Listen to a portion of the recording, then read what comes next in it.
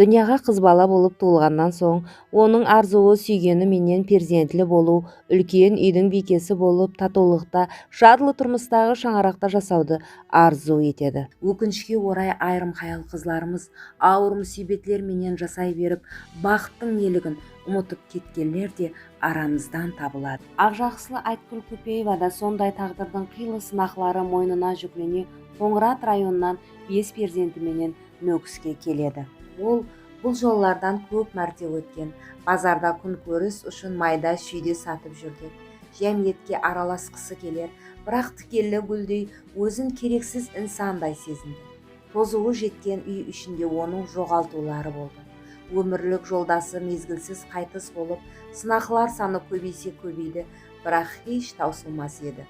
Ол бұл жоллардан, ұсы соқпақлардан перзентлері менен талай жүріп өтті. Жол үстінде нелерді ойлағанын тәнха өзі біледі. Міне мына көпірден Айткүл апа талай мәрте өтті. Айткүл апа ұсы көпірден өтіп баратырып, бір күндері бақтияр тұрмыстың гүзар жолы ашылатұғынын өзі де ойламаған шығар. Жүрегіндегі сынықлардың орнын толтырушы инсан қадірі келуін қайдан білсін. Шыллығында да солай, себебі бізде білгеніміз жоқ. Президентіміздің аталаша қамқорлығы менен бұл шаңырақтың аяққа тұруына жақыннан жәрдем көрсетіліп, тұрақ жайы салынып берілуіменен бірге, 2 перзенті жоғары оқу орындарына грантикарында қабыл етіліп, әзірде олар 2-ші курс студенттері. Мемлекетіміздің инсан қадірі үшін саясатында әсіресе ауыр тұрмыста жасап атырғалардың шаңырақларына бақтиярлық жасау нелігін дәуіріміздің нәпесі ұғындырып атырғандай. Су өтіп жатыр, жаңбыр жауса ауғал қиын, үйге дейін су өтіп кететін еді. Алда біздер жетсе екенбіз ғой деп, халықтың қатарына қосылады екенбіз ғой деп.